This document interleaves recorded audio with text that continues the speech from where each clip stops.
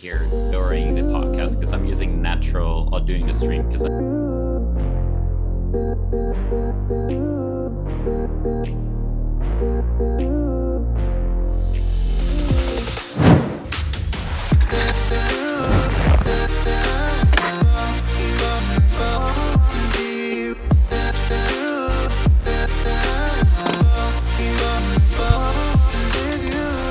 for a seed to bloom, it has to be in the dark soil. Fucking bully.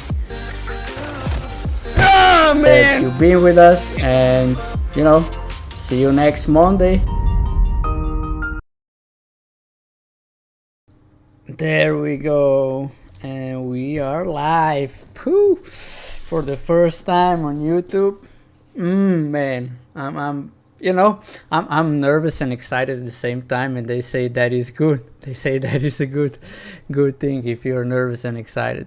All right, so tonight with me this is the talk show number 58, man, and it's been a year since we started doing them. Man, do you ever have a feeling? So with us is Martin Quach, who is a guy I recently get to know a little bit better. I'll get to know him more tonight.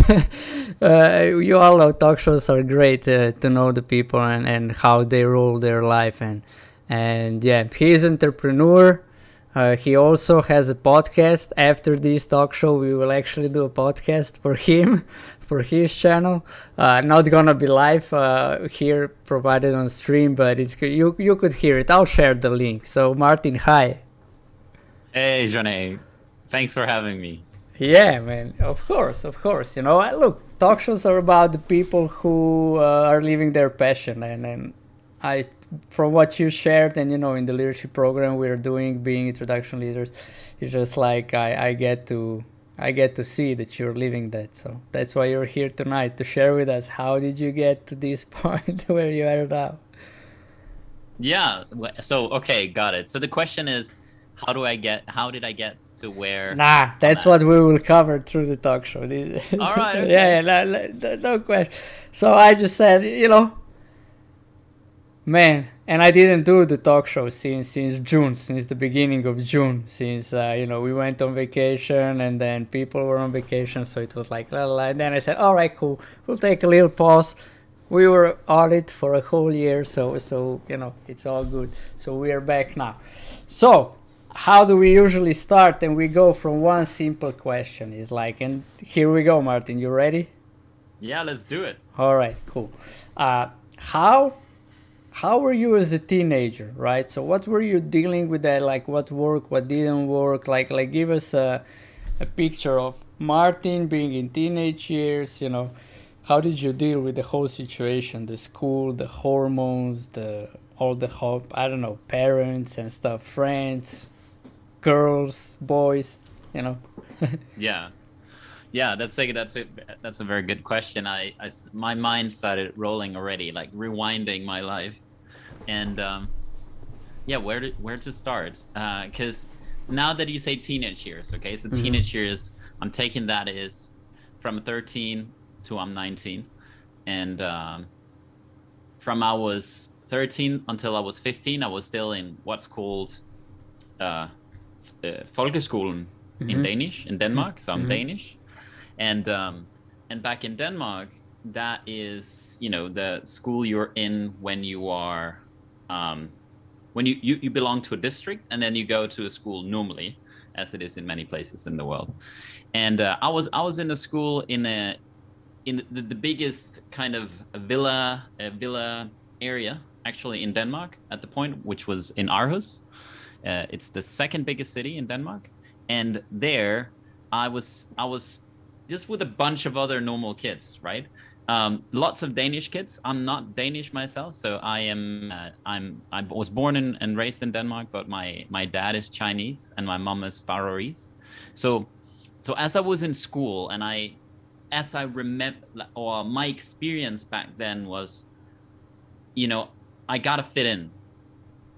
Like, how do I fit in? So I was kind of like, I always thought of myself as a social chameleon. Yet I was also always kind of had the experience that I was kind of watching my life from like as an observer in a sense, you know. And so I was seeing myself operating and playing in life, and as a teenager, I was also very different to all the other kids. Like there was lots of Danish kids who was like out with girls, and I was very slow with that. So I didn't have a girlfriend until I was 15 or something like that. And I didn't start drinking alcohol until I remember first time, I think it was actually 14 or 15. And in Denmark, you know, that's 2 years late. All right. So you can drink when you're 13, basically. So I was like kind of, I would think of myself as a late bloomer. And that was the beginning of my teenage years. And I was always like a smart kid, and I was always very good at fitting in. So that served me very well. And most of the people, I could do well with most of the people. I did well with the bullies. I got bullied also. I did well with the people who got bullied. I did well with the girls, mostly in a friendship level. That didn't quite suit me very well. That didn't work for me, you know. Like my hormones were starting to kick in. I'm like, you know, where's my girlfriend? But I remember I had this picture of, I wish I could show you now, but you know, we have this class picture, and there was like small pictures of everybody, and we were around 18 or 20 people in the class, and I highlighted the 3 girls who I liked the most. So like number 1, number 2, and number 3. And I just never told them anything. I was just like had a secret crush on the 3 of them all at the same time.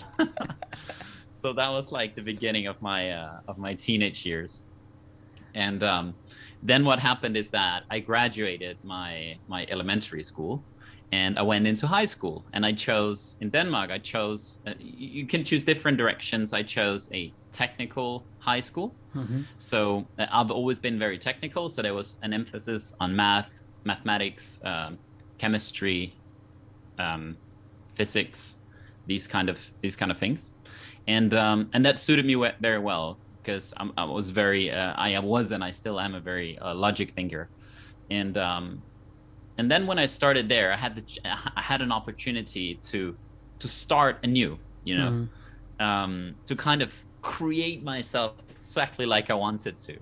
And how that turned out was that I got to befriend the coolest kids in school.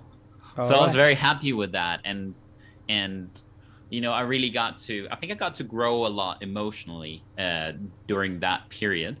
I think I remember in particular kind of the alpha male, you know, Mikkel, he was called, which was a very, very close friend of mine, just a great guy. He got me into kite surfing as well, and which I absolutely love now.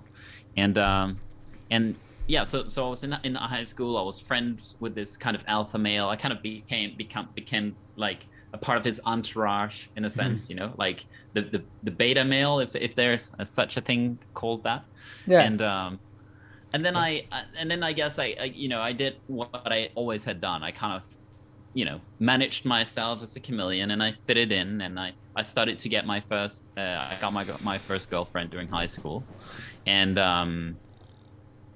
I remember there was one time that was almost at the end of my relationship with this just incredible human being. She was called Stine. And because I was kite surfing at the point, and she was so upset with me because every time the wind was blowing, I would leave. So she was like, Martin, what the hell? What's wrong with you? Do I have to look in the weather forecast every time I schedule an appointment or go for a date with my boyfriend? Because I just canceled on her every time the wind was blowing. And, you know, that was kind of who I was. You know, I was being very, very opportunistic, very flexible. And that had also served me extremely well. I got to do a lot of very cool things and jump on a lot of opportunities with that flexibility. But now sitting in my shoes where I'm at now, I see how that flexibility really was a source of yeah, was a source of a lot of limitations in my life as well. Um, and yeah, so I think that that's like a quick summary of how my teenage years was. All right, then I have some other questions, so to say, right? So one thing that because I lived in Denmark for 10 months, I studied there in Esbjerg. So or how is it, Esbjerg? I don't know. That's Esbjerg. right. Esbjerg. Yeah, that is the right pronunciation. That And I've been in Aarhus due to my good friend was training dancing there, and I was there also because we had a basketball match in, I don't know, fifth Danish league, something like that. So that was cool. But living there, I get to know that it's really hard for an outsider, like not being Danish, to be friends with them. Like, you know, that they take you as one of them. So they will be very nice to you. They will always help you, always support you. But rarely they will like take you in. Like, all right, you're Danish. Let's go, you know, party together, or let's do something together. Like besides basketball. So I get that you had this. I need to fit in, being a son of Chinese and Faroese. You said, is that Faroe Island? Yeah, that's right. From Faroe, or I got that right. All right, cool, awesome. And but then you said you got bullied. So you know, there's a lot of people get bullied or are bullies. So usually you're on each side. So, and there are some people who always go like they're in the middle. They're okay. They just kind of a pass by. So how was that for you, right? Being bullied is just like, how did you cope with it? Yeah, so I got bullied because I was Chinese, and because of my name. So my name was, I noticed you said Quach. So my name, it's pronounced Quach. And all right, I would get bullied with that. Yeah, got it. Like a frog, like quack, quack. People would say that. And that would just really bother me, you know, like as a little kid. Yeah. I would get bullied with the fact that I'm half Chinese. So, you know, the whole eye thing and all that. And I'm even noticing myself now. It's like I'm like about to pull my eyes, and I'm noticing how I'm almost holding myself back, because it's something that I think it's not really complete with me. It's still somehow with me, you know. Gotta get that complete, actually. Yeah, do it. Your question was how was the experience for me? Yeah. I think I quickly hardened up. I quickly hardened up, and I quickly I quickly took distance from everything. Like, so what people said something to me, and I would just be like, yeah, whatever. And you know, that maybe, you know, you could call it thick skin, or I don't know what you would want to call it. But it helped me in dealing with that in my early years. I think, you know, at the core now, thinking back, what's probably was there is that, you know, I didn't fit in. I didn't feel like I was a part of the group. And, you know, I believe that as human beings, the most important thing for us is to feel like we are a part of the group. I mean, we're a social creature. We would have never gotten to where we are at without our ability to collaborate and work in group. So I think that, you know, as I was kind of thickening my skin, it was almost like I was distancing myself from the core of my own humanity. And I feel like, you know, I was maybe perhaps like less and less in touch with, you know, who I really was as a human being. And that was, you know, that was just how it was. I'm thinking back now, you know, maybe if I dive a bit deeper, but thinking back now superficially, it's not really something that bothers me. It's not something that hurt me a lot. I'm sure there was moments when it was really difficult, but my initial probably my brain covered up all the real nasty things, right? So I'm remembering the fairy tale of it, or the good side of it, or the less bad, let's say. but yeah, so I was kind of like I would say I was a social survivor, perhaps.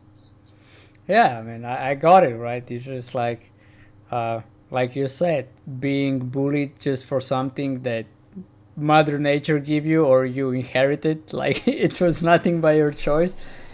It's just like, and mostly yeah, I was bullied for the same thing, for the shape of my head, that it looks like an egg. So, but I'm like, doesn't most of the people has a egg-shaped head? I don't know, right? and doing by the kids who had the same.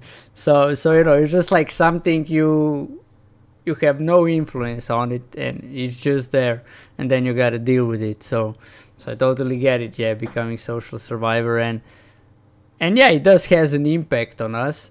And like you said, like you don't want to do something with your eyes. You said, but I mean, why not? It's just like that's who you are. Doing that is just part of you. So all right. So you say when you went to high school, all that went away. You start fresh with all the technical stuff that you really like. So how did you get to like that, right? We could say, all right, he's a Chinese, of course he loves math, right? That is right? It's like they do math or they are having restaurants. No, I'm joking. but where did the love for that come from? Like it's like it looks like you really enjoy it because you said you still do it nowadays. Yeah, that's a really good question. I think it came from my dad. My dad, he studied to become an accountant in Denmark. Mm-hmm. And he was always enjoyed putting 2 lines under, a result. And that was always something that was very natural to me. I was just naturally really good at it. Mm-hmm. And I didn't have to put any effort in. So as a small kid, that suited me quite well. And that's interesting now. So what I'm discovering here in this conversation with you is that I have this thing where I have a default in that I put 80% effort in, or I put 20% effort in, get 80% of the results, and then I just leave the rest. All right. I wouldn't complete things. Or I would just, go for the major part. So when I'm cleaning up, I'm mostly like cleaning up like 20%, like cleaning up the big things. So it looks like pretty okay. It looks 80%. And then I wouldn't do it anymore. That's something that I've, kind of discovered for myself. Like, oh, that's actually not it's a preference for kind of efficiency and maximum return on effort and return on investment. Mm-hmm. But also, yeah, that has some flip sides as well, probably connected to commitment, to completing things, and that's something that I've discovered for myself, like over the last couple of years, actually, how that had been a source of dissatisfaction in my life. And you asked me, how did I get to like math? And I think there's an element of that I was just really good at it, so I could put very little effort in and I could just get the best results. And that seemed to me like being like a pretty well return on investment of my time. So that's just where I naturally was kind of drawn towards. And I also enjoyed the part where I didn't have to deal with people, I think. Yeah. It's not that I'm an extrovert. Mm-hmm. So it's not that I don't like dealing with people, but this was just something else. I could just like easily just crunch some numbers and then done. Yeah, and so something you can get away, right? You can still be doing what you really love, and on the other side, not to deal with people because they can hurt you. Yeah. Yeah. All right, awesome. And did you find any particular during high school? Like, did you discover during being in high school, this is what I want to do? So, all right, maybe one question before that. I have this presumption, right, that you are, because you're good at math and this stuff, technical. So you didn't have a lot of trouble in school, like with studying, all that went well, or is my assumption okay? Yeah, that's right. That's pretty much right. and I would never get the best grades because I would just put 20% effort in. So I would just get like, not the best, but just a little bit below, and I would get that with very little effort. That's how I went through all school and uni. All right, cool. And all right, being in all this technical stuff, right? How much technology was a part of that? Kind of, I connected, like you like math, chemistry, stuff like that. So for me, immediately goes to, all right, either this guy has a whole lab at home and he's doing some, experiments, or you're a geek. You're really strong on computers. So, but that's just like how it exists for me. So tell me how it was for you. How did you use that besides in school? Yeah, I think a combination. My dad is a first generation immigrant, and so is my mom. And we didn't have anything when my dad came to Denmark, and everything from scratch. So we weren't super wealthy. I mean, now we're not poor either. So I wouldn't have access to that much technology, but I did get into, for example, gaming. Like I enjoyed playing Counter-Strike. I enjoyed playing Warcraft 3. I was actually, I think it was like number 18 or something in Europe at some point, in Warcraft 3. So I was like, I was pretty good at it. All right. And I played like thousands and thousands of hours. And watch anime. I've watched like probably 1,000 episodes of Naruto. I don't know if you know that. I only watched like 75 of them, I think. But I know Naruto. Naruto. So, yeah. So yeah, I love that, and I watched all of that. So I guess that's kind of exists inside of the geek world. I didn't really have a laboratory. I loved building Lego. I built just so much Lego.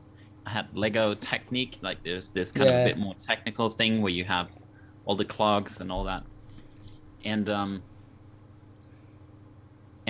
nowadays, like, I just love physics. I mean, I'm not working with it on a day-to-day basis, but I love just like diving into it and understanding it. Like I love, I read this article by Nick Bostrom, for example. I don't know if you know about this article called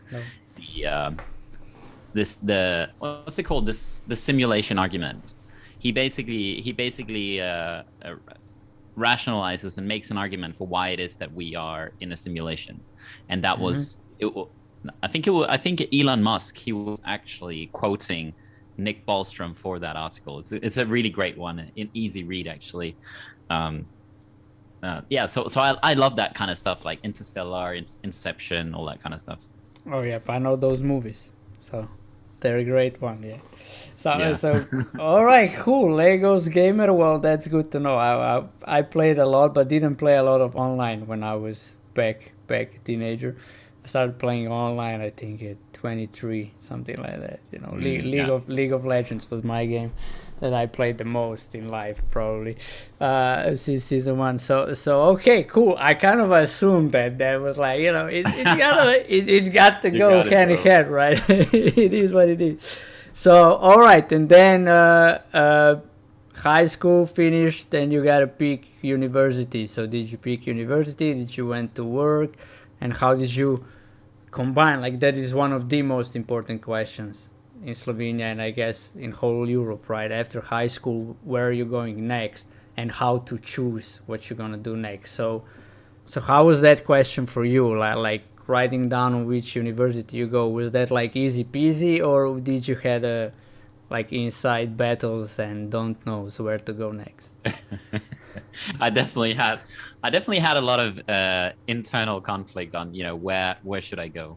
All right. And it's almost like all those kind of decisions in my life ended up being made in a pretty sort of confident way. And this decision was happened because Mikkel, the alpha male, my friend, it's really funny if he's gonna watch this, and I'm gonna call him the alpha male, but so Mikkel, he went to another university, and he was like, man, this stuff is amazing. Come on out here. and I decided to take a year off, so I went traveling for a year. I wasn't traveling for the entire year, for like 3 or 4 months, and when I came back, I was working a bit, and I was figuring out, where do I want to go, and Mikkel, he kind of convinced me, or I don't think convinced me, but he was what he said about what this business. So I started business development engineering, basically, which is a kind of a half kind of entrepreneurial business degree mixed with an engineering degree. It's a Bachelor of Science, but there's like business classes in there, and that sounded like a good fit. All right, sorry, I had already next question. And it just flowed. Yeah, shoot. Yeah, but look, you said all right. So, but is that like a common thing in Denmark that you guys take a year off after high school and then to think where to go? Very common. And how come? Why is that? So for me, like, what's the reason or nature or what's the background of that? So I think just like having the privilege and growing up in Denmark, a pretty well-off economy, like the average Joe would have budget to actually go and travel a year. I mean, I was traveling in Australia, which is a very expensive country, and I know my wife, for example, she volunteered in like Cape Verde, in Africa, to travel, and I was just like out in Australia and just backpacking the East Coast, for example, which was like, completely different levels of budget required. You ask why is that so? Why is people traveling there? I think it's maybe it's this kind of I don't think this is the right word, but social heritage. Like I would look at people around me, and many people would go traveling, and I'll be like, okay, yeah, cool. I also want to go traveling then. And then this is how it occurred to me. I'm not sure this is the actual reality. Yeah. And I always knew that I wanted to go out and see the world and surf. I always knew I wanted to surf, and that's kind of how it started. And then as I was playing with the idea, it just became like, oh wow, this is incredible. I think there was probably also an element of finding myself, getting experiences, kind of like I felt like I was always wanted to feel alive somehow, Yeah. and just throwing myself out in just traveling the world as how old was I, like 17, 18 years old or something. That seemed like the right thing to do. Yeah, but it's like, because it's not that common here, right? In like say in Slovenia, it's like after high school, you go to college, and then as soon as possible get work, right? You can go to work, and stuff like. So I think it's really cool thing that Denmark is having that. All right. I also know that after grammar school, you can take a 1 year of some special. Like before you go to high school, you can like go just for athletes or just for music or stuff like that. And I find that really well done by Danish system, because it's just like kids can really find themselves, just like they can take time to really look what is of interest for you and what do you want to do, right? And yet you can still decide on your friend enrolling you into university. Yeah, totally. Yeah, right. And I think there's another interesting thing also happening, is that like in Denmark, my mom, and I think generally you would be encouraged to pursue your dream, or that there would be space for that because you're taken care of financially.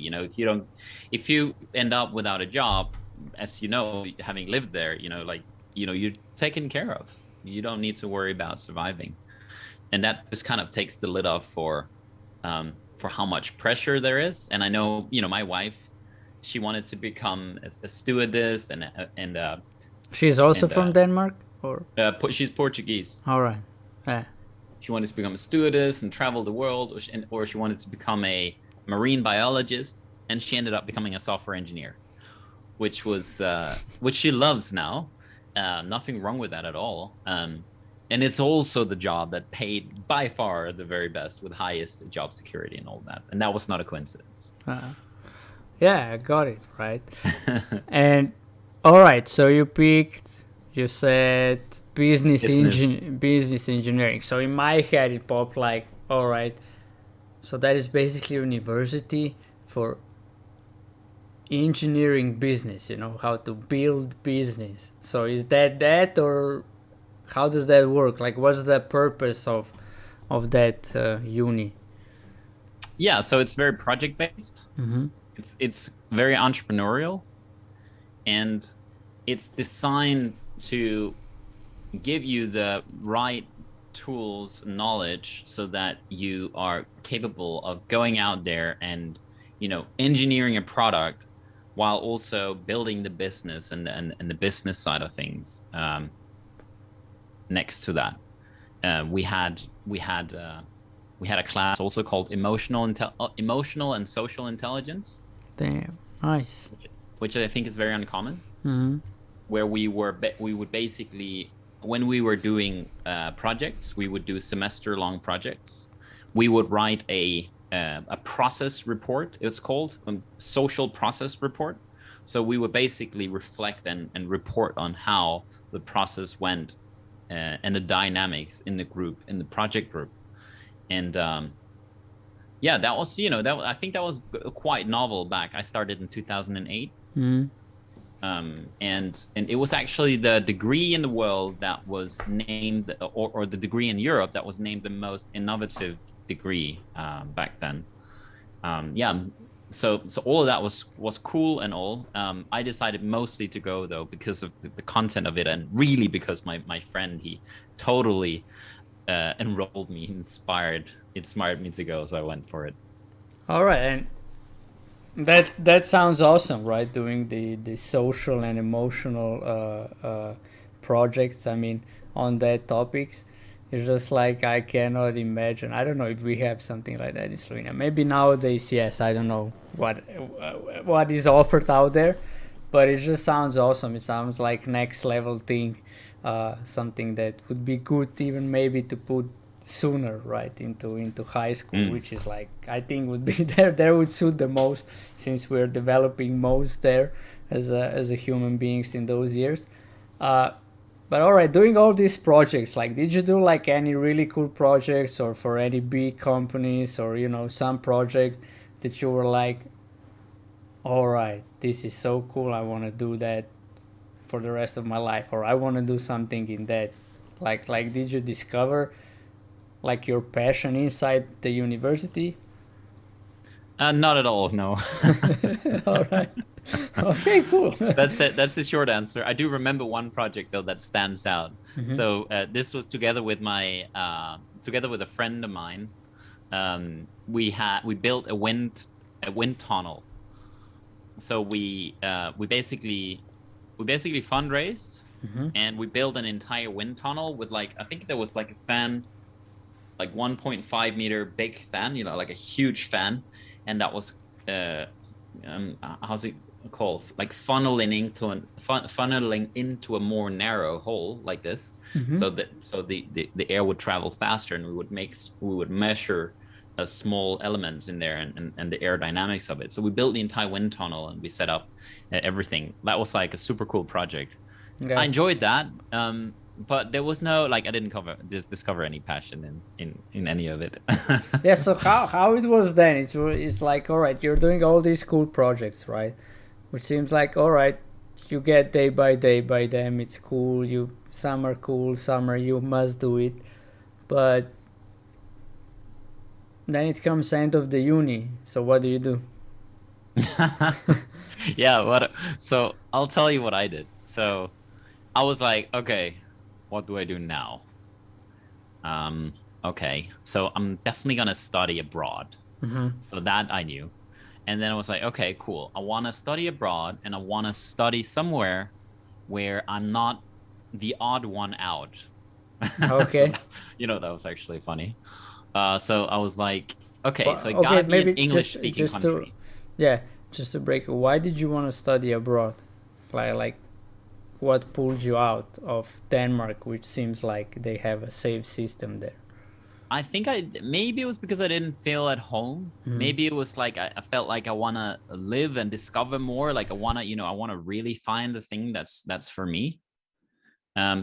Probably a combination of all of them. All right. And yeah, so I very quickly decided that I wanted to study abroad, and kind of go back out traveling. I've had it almost my entire life that like I didn't quite feel at home. Yeah. Yeah, I get it.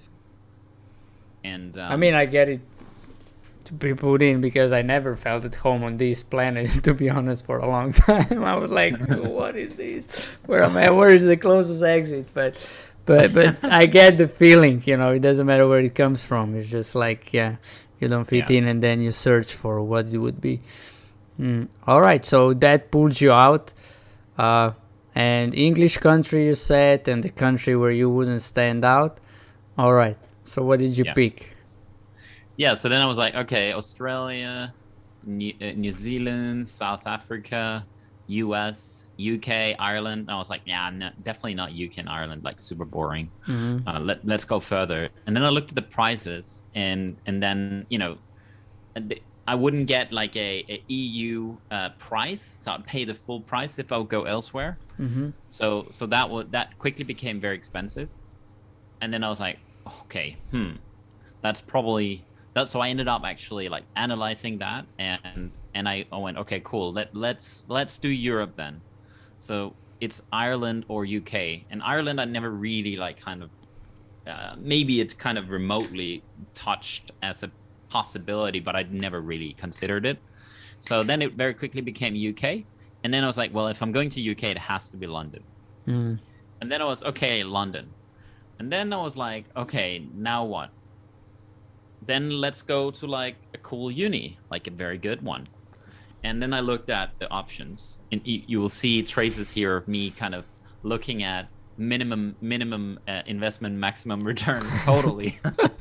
Because I was like looking at UCL, I was looking at Oxford, Cambridge, London Business School, London School of Economics, like all of those, and all the top ranking ones, King's College also, and all of them required a GMAT test, except for one. All right. So I was like, okay, cool, I'm gonna take that one. Which one was that? So that was King's College London. which is super cool. I mean, it was a uni ranked, I think at the point, like number 17 in the world, and it became like 5th or something over some years. Not within business and marketing that I studied, but just generally as a university. And a lot of Harry Potter scenes have actually been inspired by some of the premises of the university. So super cool. So I ended up going there. Didn't have to. So did they shoot any Harry Potter scene at the university, or it was just inspired so they make a similar in the movie? Inspired. Yeah. Inspired. All right. Yeah. Awesome. And then I ended up there. And you, in which direction did you? You said you choose business. International marketing. I ended up studying. Why? Why did you choose international marketing? It was kind of like business, and it was also international. I thought, okay, cool. Yeah, I had some marketing classes back when I studied, and I enjoyed them. So I was like, okay, cool, let's do this. And so it was kind of a little bit rooted in what I liked, rooted in like I like business and marketing. I like international stuff. So let's go for that. That was how I made the choice. Okay, and being there, did you start feeling at home, and then was that something that like inspired you studying, or how was those years for you? I think what's almost like it's like a pattern in my life almost ever since like my young adulthood, is that I've changed every 2 years what I would be doing. My bachelor's degree, when I was there for 3 years, at the end I was like, okay, really got to get out of here, and um, and then I left for London, and throughout like all those years, by moving somewhere new, I kept my mind busy so that I forgot that I wouldn't be at home, I think. So that's kind of what now when I look back and connect the dots, that's what I did. So I was kind of numbing myself, really, with just filling my life with something else that would play louder than me not feeling home in my own skin. Yeah, I mean that is really, really well said. And on the other hand, right, if you look it from the outside, it's like this man has such an exciting life, right? He's living in Denmark, then he went travel to Australia, then he went to university, really good one probably, and then he went to study in London. I mean, must have been really exciting for him. And with that insight that you just shared now, that you were actually numbing yourself, that's whole another level. I mean, you know what I mean? It's just like it's not something what would be expected that you would say about it or share about it. You're just like, no, I had the time of my life. I went to Lotto. It was like that. And I, not to say that I didn't. I mean, I got that. But then you said when I look really beneath, right? But you were there in London. You just said you had an incredible time. So what did you discover there for yourself?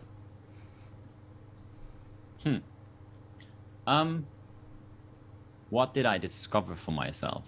Yeah, in those years studying there in the international marketing. Yeah.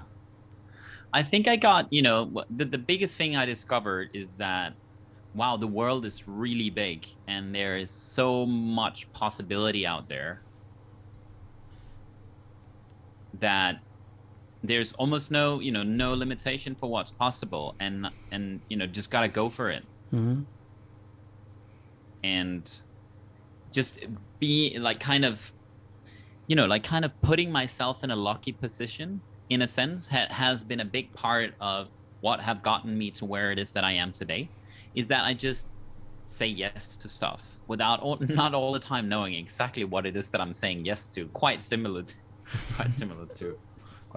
everything, actually, like how I said yes to cool, let's go to London. Like I had no idea what that looked like. I was totally hat over the wall, let's go. And that's very much how I've been operating. So I think at that point what I discovered was really like, wow, so many possibilities in life, and it's just about putting myself out there. So I got really a lot of motivation and drive, because suddenly I was operating on a different level. You were in Denmark before, right? So in Denmark it's like it's like pretty small thinking, I would say. Like it's like we don't have many problems in Denmark. I mean, I don't mean small thinking in a bad way, but it's just I got everything is working well. We could say limited, right?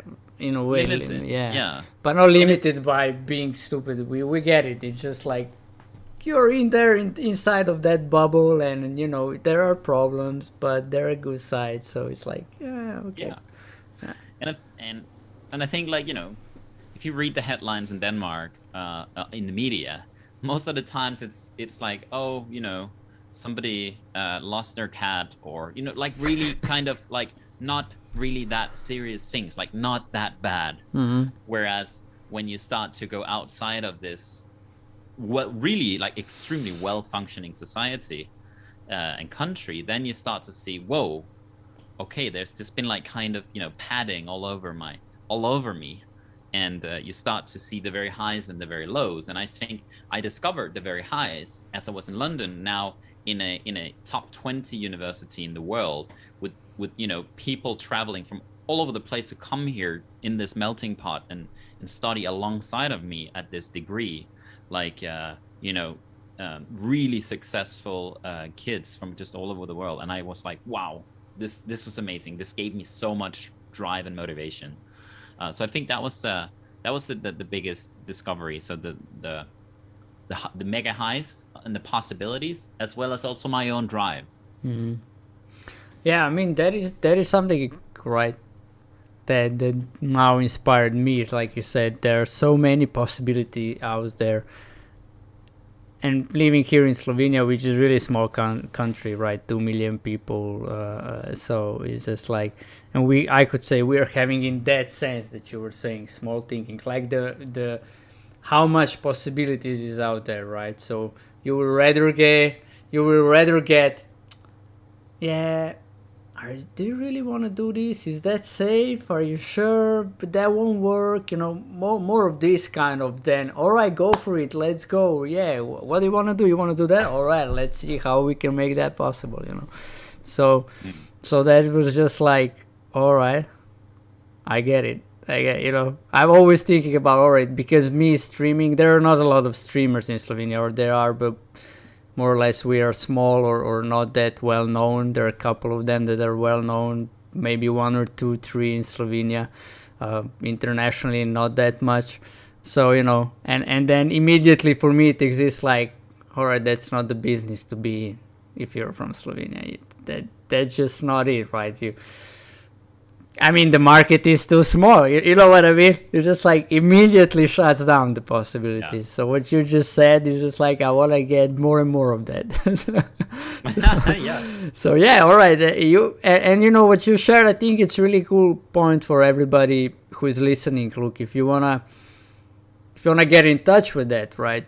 That is one way to look at why it's okay, so to speak, to be really successful in school, so you can apply for really top universities and get among the people who are top or really successful or smart or something in their specialty.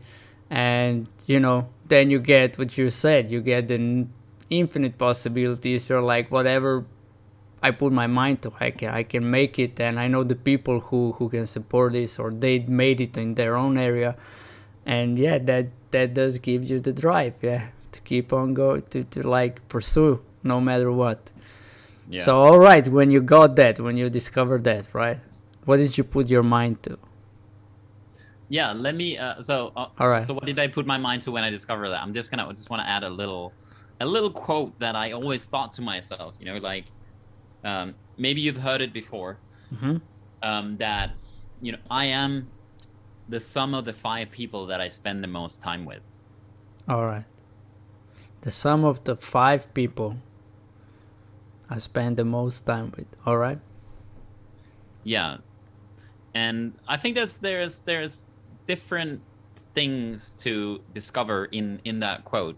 But what I was discovering in your speaking is as I moved to London, and the 5 people who I spend the most time with just saw me differently. I saw them differently. The context was differently. We saw each other a lot bigger. Like, we saw each other that we were going to go and conquer the world.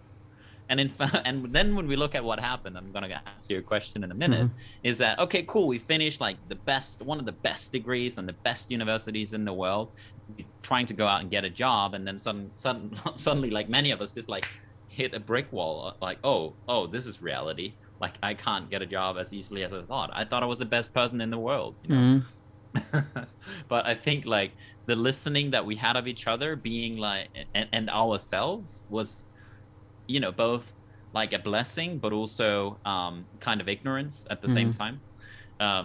For me, I definitely came out like that. So I came out like, cool, I'm the best person in the world. Let's go. Like, I get anything I want.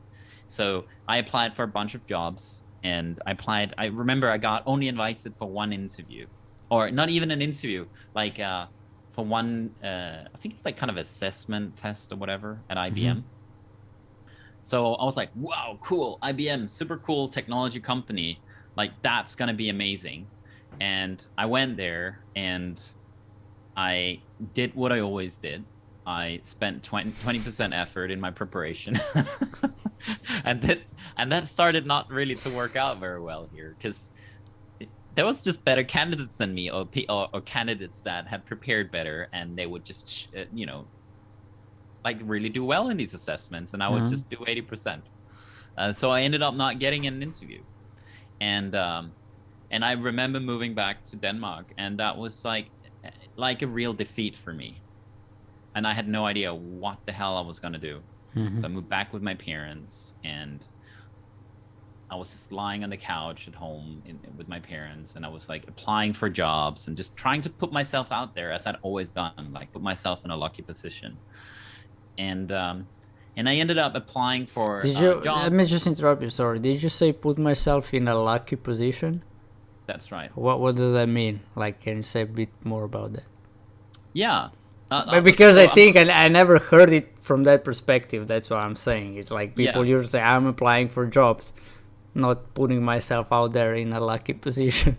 So let me try to answer that in an example here. So yeah, I was applying for jobs on the one hand side, but on the other hand side, I was like also like, okay, cool. What other stuff is out there? And as I was applying for jobs, I didn't hear anything positive. I was also looking at other things, and this to me shows up different ways, right? Like it's on the one hand side, it's kind of putting myself out there in a lucky position, and the other one is, oh, this is really being unfocused. And I'm kind of dealing with the two now, kind of growing up and being where I'm at today. But what I did back then, to put myself in a lucky position, I applied with a talent network called Nova. Nova 100, which is a top 5 percentile talent network in the Nordics. And to get in, you even have to, you have to pass a round of interviews to be accepted. And so I went ahead, I applied, and I was sitting there in my interview, and it went really well, and I got accepted. And this was like, I think this was, I finished my university around August, so I was probably August, September-ish. So I was back home. This was about October maybe, and I find myself in my couch at home, and my parents just like lying flat, like being a bit hopeless. And I got accepted to this thing, and then almost like a week after I got accepted, they sent me an email and saying, "Hey Martin, next week we're gonna do the biggest event of the year, of all the Novas. So come over to Copenhagen. We're gonna have a big affair, and you're gonna meet companies, and it's gonna be great." And I was like, "All right, cool, yeah, definitely. It sounds exactly what I'm looking for. Let's go." And I was like, "Oh, Copenhagen, where's that?" Like, "Oh, I got to take a train across the bridges and whatever." But I said yes. Okay, I found myself on a train riding over, and now I'm at this event, and I'm like looking around, chatting with people, and then suddenly I start speaking with a guy called Christian, and he's just standing over, like looking a bit behind, just kind of like, like he's kind of owning the whole thing, or like managing the whole thing. So I was like, "Hey, Christian, so how are you?"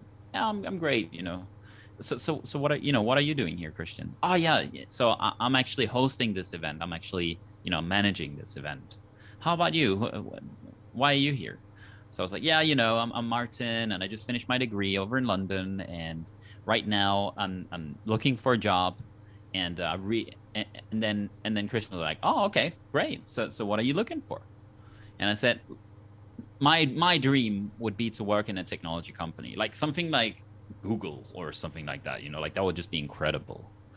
And Christian was like, "Oh, okay, that's really great, Martin. I actually know somebody and who's a part of Nova who actually works at Google." And I was like, "Oh, no way." I was like, my heart started pumping faster. I was like, "Okay, what do I do?" And he was like, "Would you like an introduction?" And I was like, "Yeah." and the conversation ended like a little bit after he went back to his thing. I went back to my thing, and I got an introduction to Franz, who was working at Google. And I remember very vividly, I was sitting in a cafe where there was like playing the saxophone music in the back, and I was on the phone with Franz, and I had to step outside to talk to him. And he was like checking in. "Okay, Martin, so what are you looking for?" "Yeah, I'm looking for working for a technology company. This would just be my dream." And he was like, okay, Martin, and can you tell me a bit more about yourself and all of that? Yeah, I'm like, I love math, best of class, did this cool uni, and it's like, okay, and then Franz was like, okay, I think actually we might have something here at Google for you. Let me have a look, and let me have a look, and I'm gonna put in a referral for you, okay? So that means that you're gonna pass on through the first step in the interview process, and we're gonna consider you here for a role at Google. And I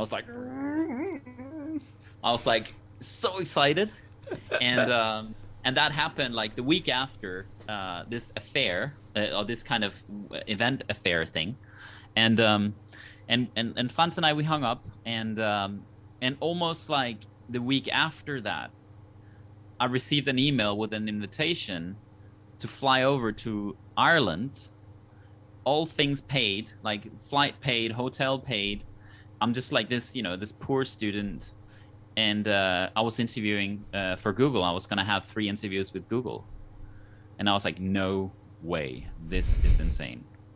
And Google for me back then was, it was just this company, this technology tool that nobody even worked there. It was just this thing, and I found myself being invited for an interview over there. So I flew over to Ireland, and I remember I went into this ridiculous hotel. Like, I've never been in such a luxurious hotel. And I went in for my interviews in this amazing office with this like mini kitchens with like snacks and like all the soft drinks you can drink. And I never had that in my family, where we're always saving a bit on money here and there. Mm-hmm. And I came in and I had my interviews, and I ended up getting a job at Google.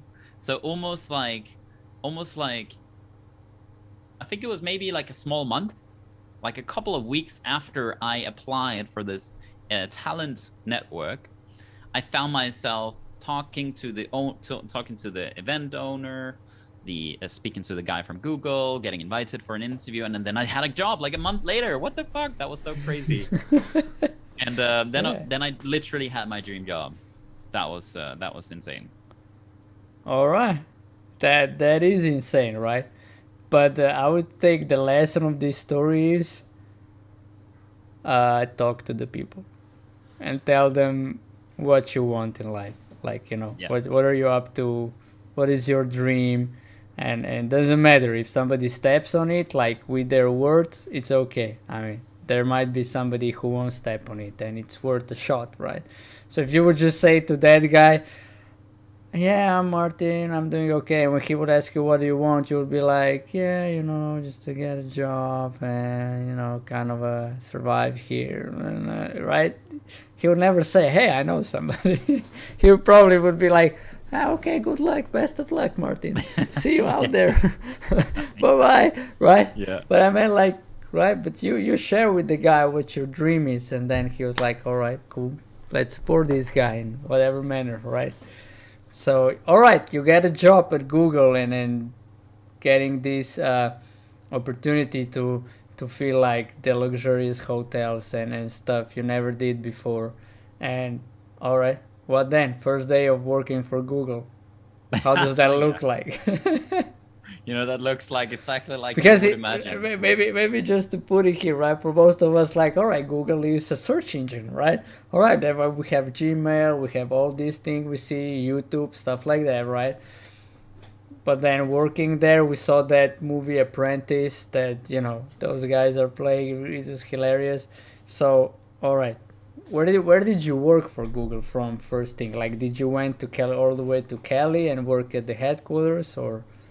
So I was working in the European headquarters, which is in Ireland, mm-hmm. and I was working for advertisement sales. So the advertisement business is, of course, like what really carries Google forward. I think it accounts for probably like 80-90% of the revenue. At least it did a while back. Mm-hmm. Maybe it's a bit more diversified now. And I was serving basically the Danish market for the fastest growing advertisers. And when I arrived, what I started was, came in, I received like the newest, biggest MacBook, the MacBook Pro that I could ever imagine. I got this insane desk in this 13-story high building, which was the tallest building in Dublin, in Ireland, I think, in fact. And it was overlooking the docklands and overlooking the beach. And we had like a rooftop terrace where you can go and make your own espresso and, foam your milk and practice, pouring that little cappuccino. So there was all of that. And we were, oh my God, how many were we? I think maybe 20, 30 people starting at the same time. So from all over Europe, Google was just growing the office from, I think in a matter of maybe like, I don't know, 3 years, grew from like 500 to 5,000 people, if not more. So just like loading in tons of people all the time, flying, relocating people, paying them. And so I was also paid just to, ship my stuff over, and had my first accommodation paid for the first couple of months. So like really like just lots of benefits. And I just felt like back like in uni, like, wow, I'm the king of the world. This is like even better. I'm even better than before. And I was even more numb to the background of just not really feeling at home. And I was really always like out there, faster, higher, and that was like the experience at the beginning of Google, and that started to wear off after a couple of years there. But it was just really incredible, really feeling like you're coming in and you're working alongside, shoulder to shoulder, with the smartest people on the planet. Like that is special. That's really special. And I remember I was standing in a mini kitchen, and there's this guy called Chris Samuelson. So he's like a Swede, and he was like sharing with me, so I did this Mongolian rally where you have a car, like a small car, Fiat 500 or something, and you take that car and you drive it all the way from, I think it's like somewhere in Russia, all the way over to Mongolia, and the only thing you have is this car, and you drive for like 2 weeks or something. And that was just Chris. And then I spoke to another guy, Ahmed. Oh yeah, he had been driving his motorcycle all across, I think it was all across Africa or Asia or something. So everybody just had these insane stories about the things that they would do, and it was so inspiring to be to be amongst people with that kind of ambition with life. So that was like, I feel like everyone would just elevate one another. It was a very special experience. Yeah, I can imagine, right? And then you get to know why those companies are one of the fastest growing, right? Because they're, rare companies that really take care of, like you said, take care of their employees, and and when they pack you with the smartest people on the planet, I cannot imagine how it is. I can imagine how it is. I don't know how it is. But it must be awesome going into the office every day, and that if you don't have a solution, the guy next to you has it, or the guy after that, or you will work it out somehow all together, brainstorming. It's just like, you're never left alone. So that sounds awesome. And then you said that feeling wears off. So what was the source of that? Like, how did it wears off? You're working for Google, the tech leader, yeah, right? So how did it ever wears off? Like, it was, what was that? Too much hours into it, or no life out? I don't imagine, right? Because if you ask me, I imagine you were working all the time. You're living in there basically. yeah. So So that's very true. Was pretty much living in there. Google was offering breakfast, lunch, and dinner paid, and like not like really really good stuff. And I was living, so I could walk to the office. So I would just walk in and eat there. Like I was just living there. Go if I had some spare time, I'll just talk to a friend, and we'll go over and we'll play some pool in one of the mini kitchens in Google. So it's really like living there. There was a gym, there was a swimming pool there. So I didn't need to step out really. But that kind of, that's great. That circumstances out here, but that doesn't really, deal with what's over here. So I guess it's like, if you have a little money, you have money problems. If you have more money, or a lot of money, you just like have a lot of money problems. And it's just like, yeah, I think that was started to get very visible to me once the wow factor of Google was starting to become every day. Like, oh, every day there's a party, somebody throwing like an insane rooftop party with like dress up in 63 theme or whatever. And at some point I didn't go to any of the parties anymore. And I just went back home and chilled out. And that's when I started to pick up rock climbing. So I started rock climbing a lot with a friend of mine who's still a very, very close friend of mine. And I started filling my life with other things, numbing myself with other things. Or I'm saying numbing myself, keeping myself busy with other things, right? And the job just didn't seem as exciting anymore, It just went every day in it. And to be honest, I don't think it's that much to do with the job itself. For me, what I discovered for myself is that I just never committed. Right. I was just always flexible and efficient, never committed. So as I started always to see, one leg out, huh? Always one leg out. Right. And I started to see like, oh, I couldn't grow here, like I'm not gonna get a promotion. That's really what happened. So basically, from the day one till the day you stopped, you were at your max. It was like I was very good. I was very, very good, very quickly, and then to grow, you gotta take chances. You gotta put in more effort. You gotta operate at the level of which it is that you would wanna get a promotion to already before you get the promotion, which is kind of like common sense, really. But I was like, what the fuck? Why do I have to do that?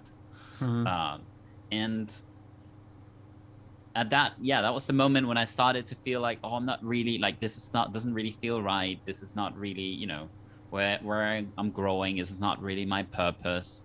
So I started to look around for the next thing. And as I was like looking internally and trying to grow internally and trying to expand in my own job as well. I mean, I did that as well. I was working with some of the biggest marketing agencies in the Nordic region, serving their smaller growth clients, that kind of stuff. And I was like, yeah, well, I was about to go off another tangent. I'm not going to do that. And then I got an email at some point. I got an email from Mark Malovrh, which was the head of marketing for Red Bull TV. And just as I thought I had my dream job, I was like, oh, here's my dream job. And he wanted me to come and lead digital marketing, basically set that up from scratch at Red Bull TV. But how did he find you? I mean, he found me on LinkedIn. All right, LinkedIn or the headhunters. All right, got it. Yeah. He did that himself personally, actually. So he went on and searched and reached out to me personally. And I was like, wait, what? Like, I got a friend, like a connection request from Mark Malovrh, head of marketing for Red Bull TV. I was like, this sounds too good to be true. Okay, let's accept this and see what's up. And I remember I was tubing in Laos at that time. Actually, I don't know if you've been to Laos, but there's like these inflatable rings where you can like float down a river and go in at a stop and have a drink of beer and tube further. Really fun, actually. But yeah, I remember very vividly that was when he reached out to me, and I was like chatting with him over there, and at some point he invited me over for an interview in Salzburg in Austria, and that's basically when one thing took the other. And at the point I just met my wife 3 months before, or we'd been living together about 3 months. And it was just it was like really crazy to see how life was just kind of working out. But our relationship was exactly mature enough for her to be choosing to go with me to Salzburg, where I speak German a little bit. I can survive. She just doesn't speak anything. And Salzburg is a small place. Like, you don't get that far with English. So that was, but she decided to come with me, and that was, that was the next step that happened after Google. All right. So you get contacted by that guy. All right.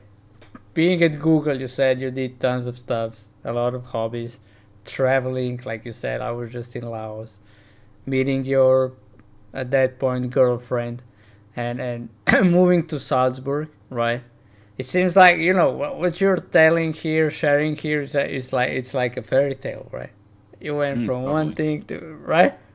It is like that, and all right, we'll get cover all together a little bit later, but just tell me, getting to Salzburg, right, with your girlfriend, not knowing the language, but her being there, how was that for you? I mean, her supporting you that much. I never thought about that. I mean, you can share like how it was for that moment. Did you take it for, because it is a big thing? I totally took it for granted. You took it for granted, right? Yeah. Yeah. You're like, I'm the best guy. Of course she goes with me. Yeah, totally. Oh, you dumb fuck, man. All right. I'm joking, but yeah, right? Like, that's how. Yeah. But all right. When you look at it, I was totally arrogant, man. Yeah. But when you look at it now, how you see it now?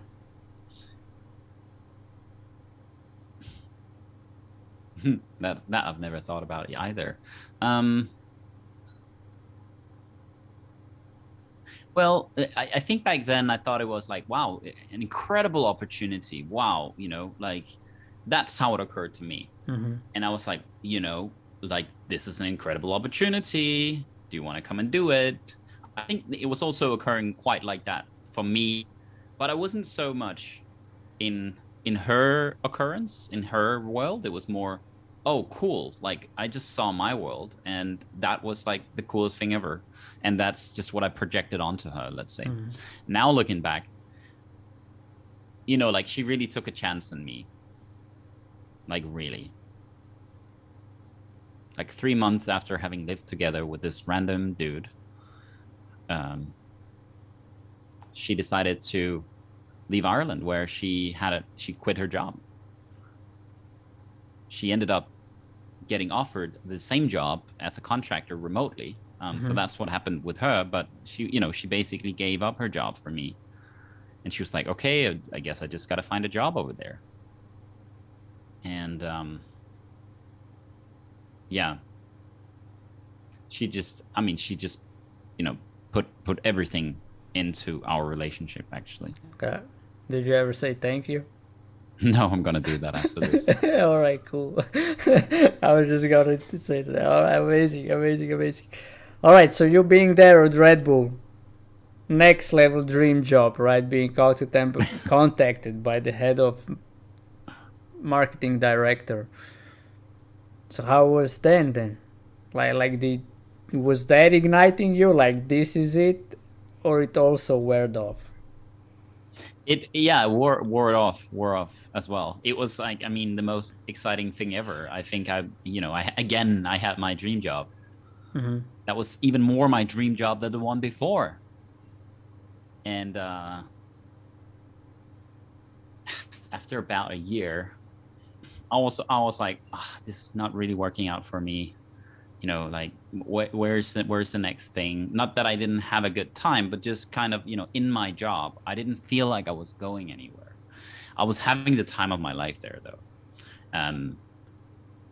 But also that started to wear off, though, frankly. And but one thing is with you, right? So you never had to worry about your salary after getting the job at Google, then Red Bull. I imagine, like, money was never even a consideration. Everything was there, which is like for most human beings, that is not common. Most human beings are dealing with how do I get more money, stuff like that. So for you that was not there. So for you it was like, what was there for you then? It was the quality of life, but basic on the material things, your quality of life could be or was epic as well, and the stuff you experienced working for Google and then Red Bull. So what wear it off? It's just like, you should have the time of your life. How? I mean, and I'm really happy that you're here with us, because it's like people say, if I would have more money, if I would have that, then I would be happy, right? But somehow you said, I had the time of my life, but it wore off, which means something was missing. So what was that? What was it that was missing? Yeah, like why did it wear off? More, we could look at that, and then you will also see why did it wear off. Yeah. Well, I can speak from where it is that I stand now and what it is that I was seeing. Like, one of the reasons why is that, when I was about 8 years old, and I was in elementary school, I was sitting and I was received my grade sheet, and I was so excited because I had put in everything I had. And I pick up this grade sheet and I just look down at it. Yep, 10 out of 10, 10 out of 10, 9 out of 10, 10 out of 10. And then I saw I got 4 out of 10. And I immediately put down the paper and I look around me and I see, did anybody see me? And I put the paper in my bag and I hide it. And I think to myself, I failed. Like, I can never tell my parents this. And I never told my parents about it. And at that moment, I decided that I'm never going to commit to anything ever again.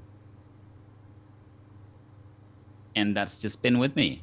That was just with me ever since. So I've been just going through life, just having a great time, never committing to anything, never really like putting in the effort, putting in that 100% effort. I was always just at, 50% or whatever. And that was just, my experience was just that I wasn't physically capable of imagining what I wanted to do, because I would stop myself before I even imagined what I wanted to do. And that was all in the background. I didn't notice that. So had been incapable of dreaming, of imagining what I wanted to do. And that's what was there for me, like throughout all those years, throughout changing from one dream job to another, to another, to another, to another. I was not even a good employee, All right. Yeah, one thing stands out, right? This guy does 50% and he gets job at Google, he gets job at Red Bull. Then what was next? After Red Bull? Yeah. After Red Bull, I got contacted. I never really looked for a job, I got contacted by a headhunter from Denmark, who invited me to join Luna, which is now a Series D funded fintech startup, a unicorn. I was invited to join pre-Series A, if you're into venture capital and that kind of stuff. Yeah, so I don't know what you're talking about now, but okay. Yeah. So basically, be honest. If you imagine a growth curve of a company like this, right? And it's just about to hockey stick. Yeah. So I was invited on right here before the hockey stick started. Basically, the most exciting time, the time when you're like going from 50 employees to 500 employees in a matter of a year or two. And I was invited to become the head of growth for Luna at that point. And I was like, dream job again.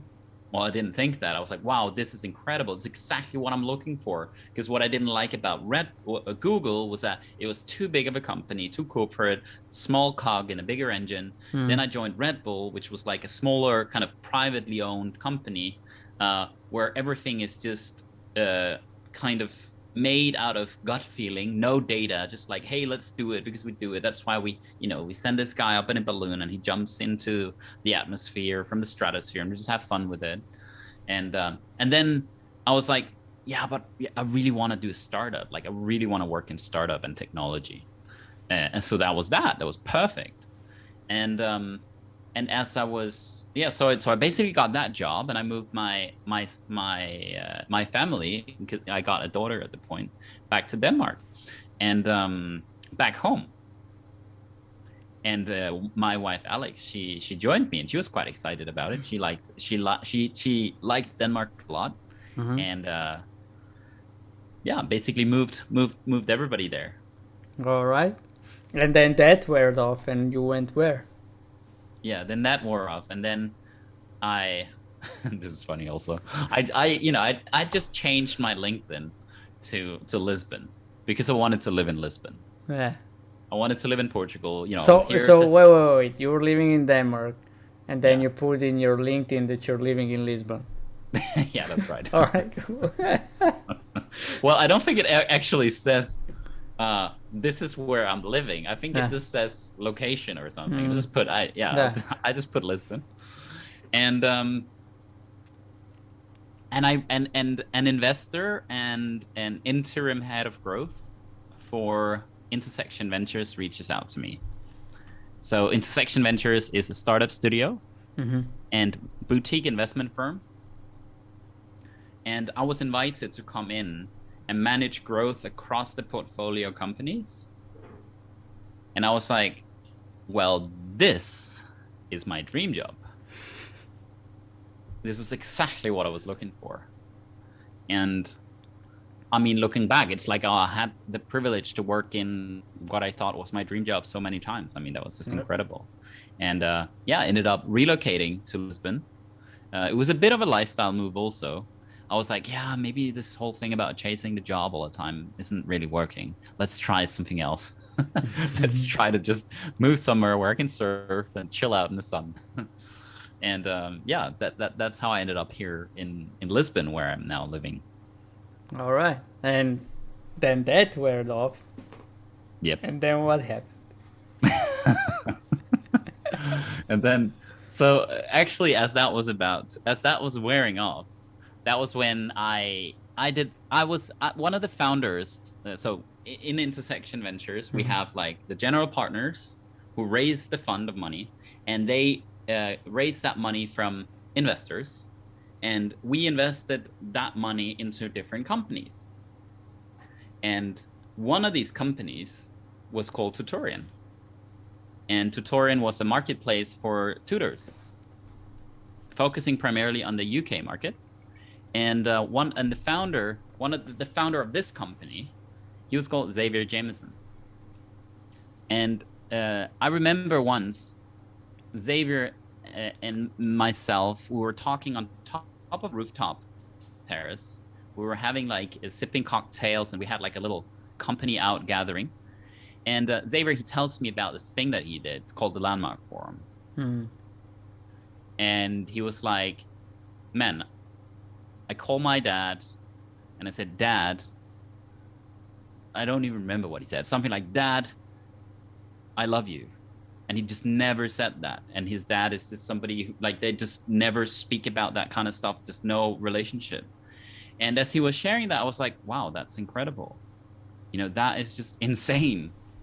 And I was like asking him more about like, oh, okay, so what's this thing, like, what's this Landmark Forum thing?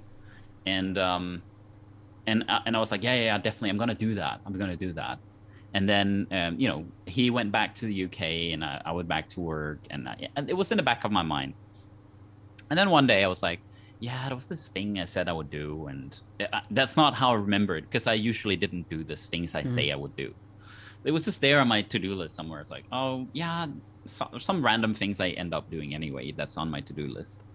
I ended up doing things that was on my to-do list. And this was one, so I was like looking at it. This was cool. I was like, talk to my wife. Yeah, you know, like, want to do this personal development thing, 3 days. Let's do it. I'm gonna be in London for 3 days. Is that okay for you? Yeah, sure. Go ahead. I'll do a bit of business, take a bit of meetings over there meanwhile. So I ended up booking myself onto this course. I had no idea what it was. Didn't do any research, just signed up for it. And I show up in London, and I'll just come in and I sit in this, and I met a couple of founders before, like ex-colleagues from Red Bull, who was just doing incredible, cool things. And I show up in this landmark forum, and then I sit in there, and that's really when I had my big breakthroughs, like the one I was telling you about before, when I discovered how I at the age of 8 years old that I decided that I'm never going to commit myself again, ever.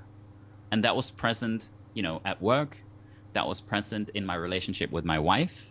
You know, I was just incapable of loving her, like of really just giving myself to her. And I discovered lots of other things as well that just like completely flipped my life around. And that just gave me so much value. And after the landmark forum, you know, I went over and I knocked on the door of Pedro, my then manager, and I said, Pedro, I have something I need to tell you. Can I come in and sit? And he was like, yeah, okay, come on in, have a sit. And I was like, Pedro, so I'm gonna start my own company. What do you recommend? And he was like, okay. It sounds like you have really made up your mind, Martin. And you know, you're great, and I'm not gonna be in your way. Like, you have my full support. And since then, I basically co-founded Musiversal. I joined as a late co-founder, that is. And I started dreaming. What is Musiversal? Yeah, sorry. Musiversal. So Musiversal, we're committed to making anyone a music creator. And today, we grew Musiversal from 0 in monthly recurring revenue to 40,000 and $70,000 euro, dollars, actually, it's dollars, revenue. And I've just, you know, we're a team of 15 people in the core team now, 50 in the extended team with our musicians. And I'm just literally like living my dream every single day. It's just the most rewarding thing ever. And none of that would have been possible had I not done the landmark forum. Like, yeah, but is that gonna wear off? That is the most important thing. Is there something? Is something you created, or because that is what I said? I will kind of sum it up later on, right? Before, it was like job came to you and you made it that job a dream job, right? Yeah. So here sounds like you said this is my dream job, and then you created it. That's right. All right, cool. So that's not gonna wear. I mean, it might wear off, but not like you're gonna leave it. You might be still a owner, and you create new other things you're dreaming of. But yeah, and you know, like it's really like inside of a bigger context. Mm-hmm. I want to tell you about what I'm doing at Musiversal also, but I really want to give you this context as well, because I think that's really helpful. Yeah. So like one of the things that was always with me was that I never felt at home. And I always had to prove myself. I always had to do more and more and more. And for example, in my relationship with my brother, like I would speak to my brother once every 2 years. And every time I would talk to him, you know, like, there was one time he calls me. I'm in Austria now, okay? So he calls me, hey, Martin, how are you doing? And I would be like, yeah, you know, I'm really great. You know, I'm just moved to Austria. I got a new job here. You know, it's at Red Bull. I doubled my salary. I got a daughter. And I climbed a mountain also, by the way. And, you know, how are you? And the conversation was short, and it just ended.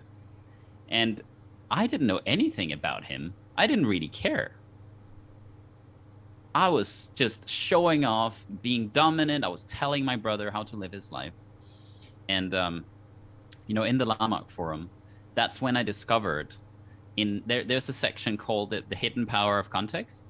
And in that, I remember back to a time when I'm 6 years old, my brother's 2 years younger than me, and he's standing over in one end of the room and he's crying.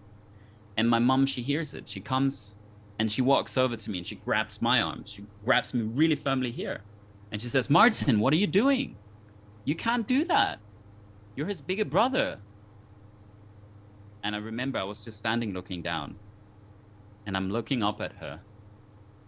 And I'm quickly looking down again. My mom looks really upset at me. And at that moment, I decided that I'm not good enough.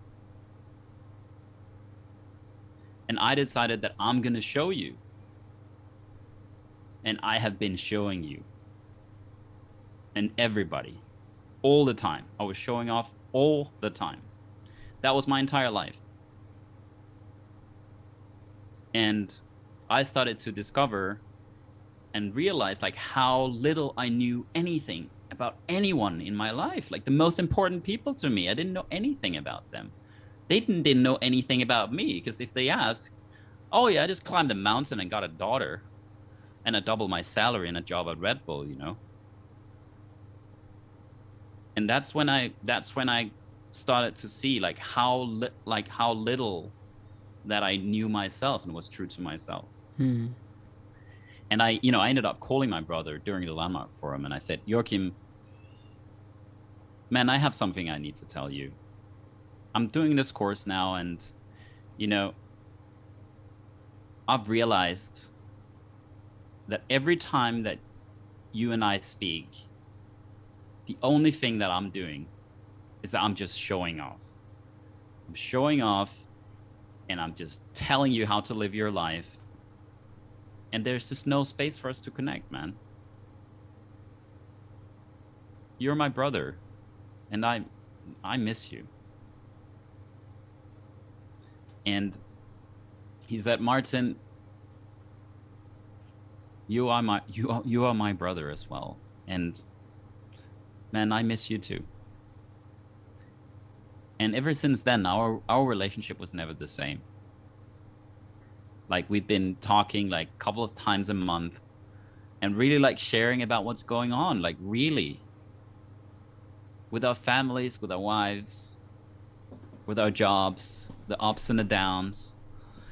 And, from the Lamarck Forum, I really got my brother, and I really got to be free and to be at home with myself. And that's when I created like my commitment and what it is that I'm up to in life, which is making happy homes. Like, that's what I'm about. So everything that I do, I'm putting it into this context.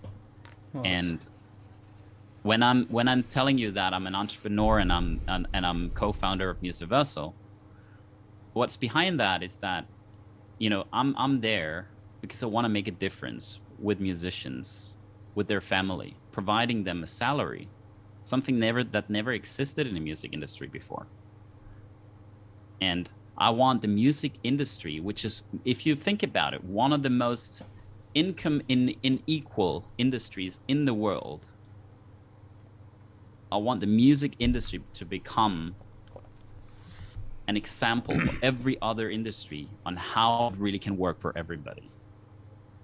And when I'm done with Musiversal, the commitment is, and what I'm going to do is I'm going to raise my own venture capital fund. And I'm going to invest in impact founders. And founders really committed to creating a world that works for everybody. So Musiversal gives me operator experience. It gives me, so every time I'm down, okay, like I'm down sometimes totally like, oh shit, I'm going to leave Musiversal. Andre sucks. Xavier sucks, the whole thing sucks. At that moment, I just remember that why I'm here. I'm here because I have a commitment to the music industry and to our musicians. And I'm here because I need to be here. I want to be here. This is the journey that I want to be on, because that's going to help me in amplifying the difference that I want to be for people in the world, in making happy homes. And that's just awesome what you just shared. Everything, right? With your brother, what you get out of the forum, how that become your context, how that is actually fueling everything you do in life, or everything you do in life is fueling your context.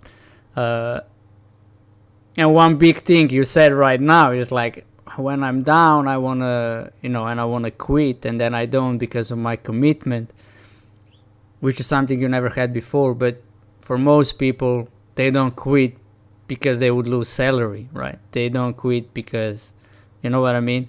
Again, the money, and for you it's not. And that is just extraordinary. That's extraordinary. You do not go out because you're afraid of not surviving. You do not go out because you know that if you go out, you are not fulfilling on what you're up to, which is whole another level. Like whole another level of living life as a human being. And I think that's just awesome, and thank you for sharing this. And it makes I hope it will make a big difference for everybody who will listen to it. It's making difference for me now,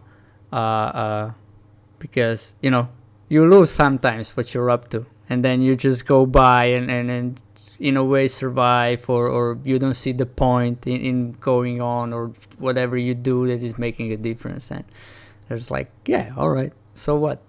What are you up to? I'm up to this. All right, keep on doing it. so when you say venture founder, I'm like, yeah, me. I showed up me, and it was just like, yeah, because I'm also up to something like that in a different manner. All right. Do you want to tell a bit about that? I want to hear about that. I will tell you in your podcast. Okay. So we got like everybody who want to know, you got to listen when I share. Whenever the podcast comes out, Martin will tell that to me, and you guys will get to know. And everybody who is with me along the way, they know kind of I'm up for teenagers and them being empowered and enabled in what, discovering their passion. That is also why these shows exist. It's like, and what comes for you is like similar to my story. It's like for a long time you didn't know what your passion is, right? You were like doing the next best thing, and the jobs finds you, and showing off stuff, like everything you said, right? But what was missing was like, that wasn't igniting you on a long term. It was igniting you for a couple of years, and then you need the next best thing, or the next best thing showed up, and you picked it, right? So, and I think it's also the story of it's never too late to find your passion. It's never too late to live your passion, and it is one of the, I would say, important or privileged things in life, to find your passion and live it. And I think it's just like, that is why I have these shows, so that people will see how much more important than having a lot of money, having all these material things, thinking that will give you safety and status and stuff like that, and that will give you life. You will be happy when you have all these. When in fact, what you just showed us is like, nope. I mean, it's okay to have all this. Nothing is wrong with that, to have a lot of this, but it will not give you the, what you just said, the commitment, the context. It will not give you the fulfillment, so to speak. Yeah. Yeah, totally. So awesome what you're doing and what you're doing next. So to close it up, one last question, all right? Always there. What is the thing, like the heart of your relationship with your wife? Like, if a lot of people are looking like, what is it? So I want to give you that. What is like the, how did I say? What? I don't remember the question I usually ask. What is, you said what is the thing? Yeah. Or what is the thing? The thing, yeah. So kind of like The what's special or what yeah, keeps what? us together? Yeah, exactly. This is a good question. I've been thinking a lot about this as I have been really taking on and practicing integrity for myself. Because really, like without integrity, nothing works. Yeah. Surprise. And I'm really discovering that for myself, because I have been somebody who just never kept my word ever, anywhere. It was like, do you remember when I was telling you about Stina, my first girlfriend, who had to look in the weather forecast to see if she can find a date with her boyfriend? And, you know, that's how I'd been being with my wife as well. I had just been foot in the door, just flexible, really selfish, and that just really didn't work. Really didn't work. So I would say, you ask, what is the thing? I'd like to say two things, actually. So one of the things is really like, just keep your word, really. Like, that's it. That's simple. And that is the word for me that I gave my wife when I said that I'm going to marry her. And okay, that can be like some kind of whatever religious thing, or, you know, for me, it's really not. It's just about a promise. I choose to be with my wife. And I keep that word. And whenever I feel like, oh, you know, how would it be if I would be with somebody else? And, oh, maybe, you know, she's really difficult right now or whatever. Like, I have those moments. And at those moments, I come back to my word. Well, first of all, I clear my mind and I figure out, like, what the hell is like up here? And then I come back to my word. And the other thing is expanding the consideration of myself to include her, so that when I think of myself, that she is a part of me. And I think that's really the key to having the entire world working, actually, is that we all do that, to include our neighbors, to include our society and communities, to really include everybody. And I'm practicing that also on a day-to-day basis with my wife.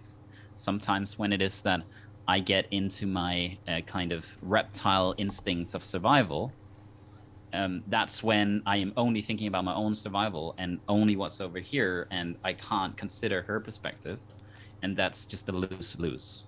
There's can only be two winners or two losers in a relationship. Exactly.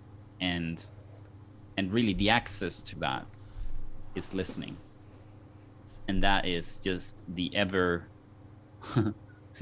listening is just the thing that we can just keep practicing for the rest of our lives. And we're still gonna, this is my experience, that we're still gonna just discover how little we have been listening yesterday. So yeah, that's the two things, like integrity, keeping my word, and expanding myself, the consideration of myself to include her, and for that matter, everybody. Yeah, operate on a level of relationship. Yeah. Awesome. And I think, look, right, so I got a lot of answers.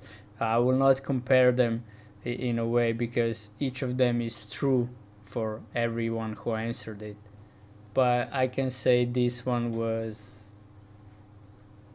the most realistic ones. Like, you know, it's not conceptual, but it's like on the court realistic. It's like who you're being and on what level you're operating, and that is what keeps up. Yeah, you could say, yeah, that means loving. Yeah, of course, loving, but we all know you cannot love all the time. It's just like, it's impossible. So you have moments when you love, but when you're saying, you know, when you're angry, you're not loving. So in that moment, you cannot say, I love you. I'm angry because I love you. No, you're angry because you're angry. And when you love, you love.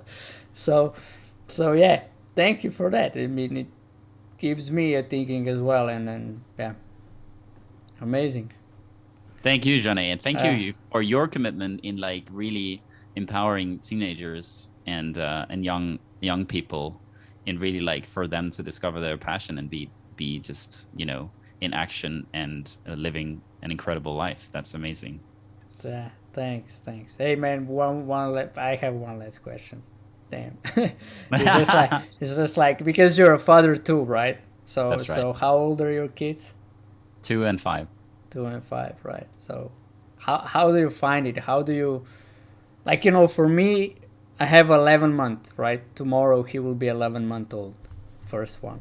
So how do you cope with all your projects you're up to, with like relationship with your wife, and then you have your kids, and then friends and brother family, right? And all that. Just like, how do you cope with it? Like what's your secret?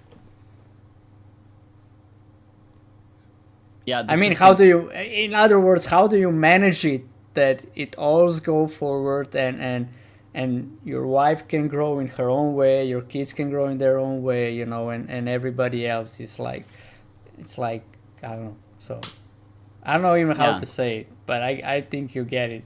Being a parent is yeah. like a whole another level. Um, I would say two things. So, firstly, this is really something that I discovered in my conversation with Kasha, who you also know. Um, it's she doesn't say it like this, but this is how I'm creating it now. It's like really having a word in the matter. Like my daughter asks me sometimes, "Hey, Dad, what are you doing sometimes late in the evening when you're doing this or that or this or that?" And I would be like, "Oh yeah, this is," I'll tell her exactly what it is that I'm up to.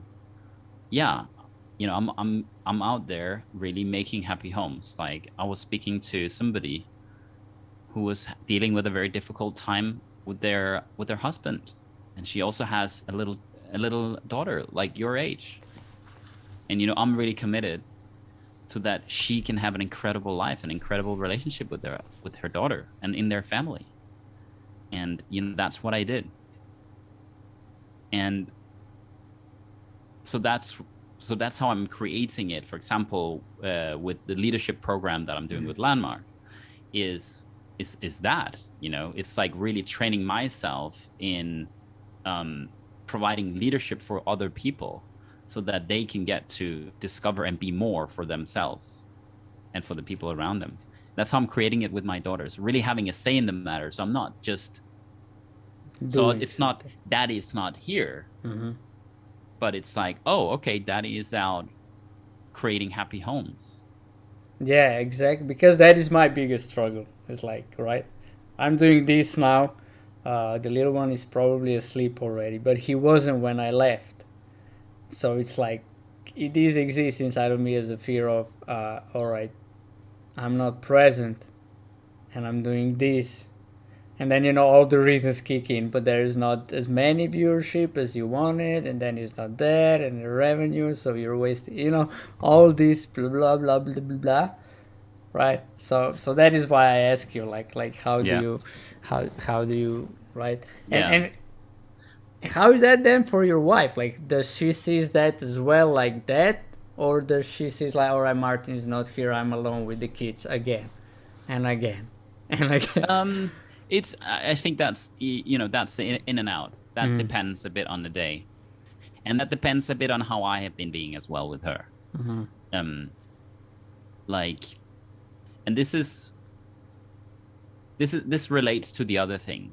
So my default way of being is that I'm showing you I gotta do more, do better, do faster, so every time I'm with somebody, unless I'm not paying attention, or if I just not create myself and create my way of being, then that's who I am. So I would be checking my phone like all the time, because I would be afraid that I'm not doing enough. I gotta do more. Maybe I'm late for something. And this is the other thing. So one thing was having a word in the matter, and the other thing that I'm doing is perhaps it's a branch of integrity, but it's really like planning, like just planning at the level of just insanity. For me, like, I've never planned as much as I'm doing now. And this is things like like my entire day is to schedule down every single little thing that I need to do. And what that provides for me is and I'm creating myself as being attentive and generous. And what I get access to being attentive and generous is planning, focus, because if I can be with you when you're here, if I can be with the people when I'm in meetings, if I can be with my wife when she's there, I gotta make sure that I do take care of all the rest of the things that I say that I will do on that day. And if I don't plan that, and if I wait and hope for a chance and time to get to do those things, well, things is gonna blow up, and I'm gonna get back to my old self that is like, oh shit, I gotta do more, better, faster. And that just doesn't work for me at all. Doesn't work for anybody, if you ask me, on a long term or a level of how much you upset yourself or people around you. So, all right, Martin. I mean, thanks, man. Really, thank you. I didn't know that about you or that much about you.